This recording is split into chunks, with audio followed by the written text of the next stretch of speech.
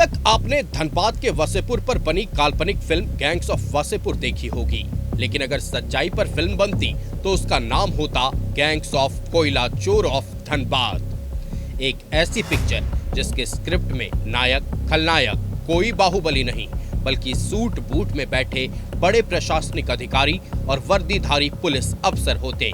एक ऐसी कहानी जहां गोली नहीं चलती लेकिन हर दिन करोड़ों का कोयला लुटता है, और एक ऐसा खुलासा जिसे सुनकर आपके होश उड़ जाएंगे, क्योंकि इस बार कहानी कोई फिल्मकार नहीं कह रहा बल्कि ईडी खुद इस स्क्रिप्ट को सबूतों के साथ लिख रहा है। व्हाट्सएप चैट, डिजिटल डेटा, संपत्ति का हिसाब और पोस्टिंग का पूरा रिकॉर्ड, जिसमें कोयला कारोबारियों के साथ अफसरों की साठगांठ अब जांच के कटघरे में है। 2015 के बाद धनबाद में पोस्टेड सभी डीसी, एसएसपी, एसपी और डीएसपी जांच के दायरे में। ईडी ने कार्मिक विभाग और पुलिस मुख्यालय से अफसरों की आय और संपत्ति का पूरा ब्यौरा। ईडी ने धनबाद के तत्कालीन एसएसपी संजीव कुमार, तत्कालीन डीसी संदीप सिंह, तत्कालीन एसएसपी एचपी जनार्दनन और डीएसपी अमर पांडे समेत कई अधिकारियों की संपत्ति का ब्यौरा मांगा है। कोयला तस्करी रूट से जुड़े थानों में रहे सभी थानेदारों की लिस्ट तलब की है।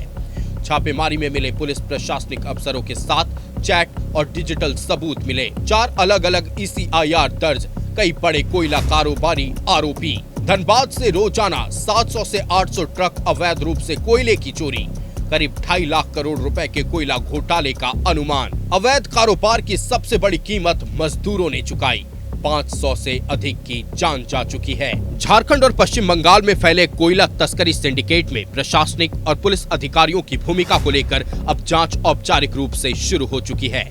प्रवर्तन निदेशालय ने इस मामले में राज्य सरकार के कार्मिक विभाग और पुलिस मुख्यालय से विस्तृत पत्राचार कर अहम जानकारियां मांगी है। ईडी सूत्रों के मुताबिक वर्ष 2015 के बाद धनबाद में पोस्टेड रहे सभी उपायुक्त, वरिष्ठ पुलिस अधीक्षक, सिटी एसपी, ग्रामीण एसपी और डीएसपी रैंक के अधिकारी जांच के दायरे में लाए गए हैं। ईडी ने कार्मिक विभाग को पत्र लिखकर डीसी रैंक के अफसरों की नियुक्ति से लेकर उनके द्वारा हर साल जमा किए गए आय और अचल संपत्ति के विवरण की जानकारी मांगी है। वहीं पुलिस मुख्यालय से धनबाद में तैनात रहे एसएसपी, एसपी और डीएसपी स्तर के अधिकारियों का पैन नंबर, आय का स्रोत, चल अचल संपत्ति और सेवा से जुड़ा पूरा रिकॉर्ड उपलब्ध कराने को कहा गया है। जांच में संकेत मिल रहे हैं कि झारखंड के धनबाद क्षेत्र से प्रतिदिन करीब 700 से 800 ट्रक अवैध रूप से कोयले की ढुलाई की जा रही थी। यह चोरी किसी एक इलाके या छोटे गिरोह तक सीमित नहीं है, बल्कि एक संगठित नेटवर्क के जरिए वर्षों से चल रही है, जिसमें खदानों से लेकर परिवहन और बिक्री तक पूरी श्रृंखला शामिल बताई जा रही है। प्रारंभिक आकलन के अनुसार अब तक लगभग 2.5 लाख करोड़ रुपए के कोयले की चोरी होने का अनुमान है। यह न सिर्फ सरकारी राजस्व के साथ बड़ा धोखा है, बल्कि देश की ऊर्जा सुरक्षा पर भी गंभीर सवाल खड़े करता है।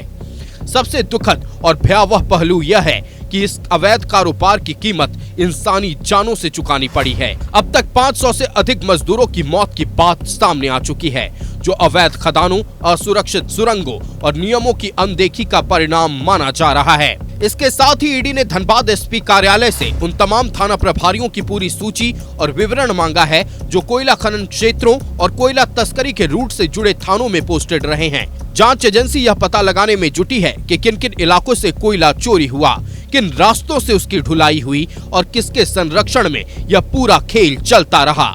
मामले की जड़ 21 नवंबर और 12 दिसंबर को हुई ईडी की बड़ी छापेमारी से जुड़ी है। इन छापों के बाद कोयला तस्करी से जुड़े अलग अलग मामलों को जोड़ते हुए ईडी ने 4 अलग अलग ECIR दर्ज की।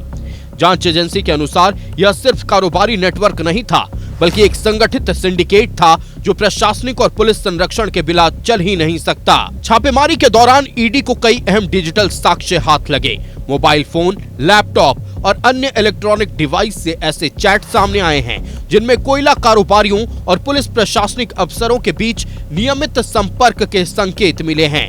इन चैट से यह भी पता चलता है कि किस तरह रोजाना बड़े पैमाने पर कोयला तस्करी को अंजाम दिया जा रहा था और किस स्तर पर मैनेजमेंट होता था। ईडी अधिकारियों के मुताबिक शुरुआती जांच में यह साफ हुआ है कि कोयला तस्करी का पूरा सिंडिकेट प्रशासनिक और पुलिस अफसरों के संरक्षण में संचालित हो रहा था।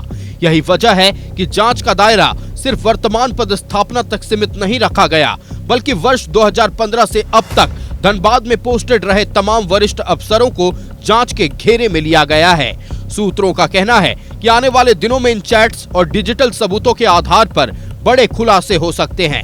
यह भी संभव है कि जांच आगे बढ़ने के साथ कई बड़े और चर्चित नाम सामने आए। फिलहाल ईडी कोयला माफिया के सिंडिकेट और उसके प्रशासनिक पुलिस नेटवर्क की परत दर परत जांच कर रही है। धनबाद, जिसे देश की कोयला राजधानी कहा जाता है, आज एक बार फिर सुर्खियों में है। फर्क बस इतना है कि इस बार चर्चा किसी फिल्म की नहीं बल्कि उस स्याह हकीकत की है जिसे अब कानून के कैमरे में कैद किया जा रहा है। गैंग्स ऑफ वसेपुर भले ही पर्दे पर खत्म हो गई हो, लेकिन गैंग्स ऑफ कोयला चोर ऑफ धनबाद की असली कहानी अब शुरू हुई है।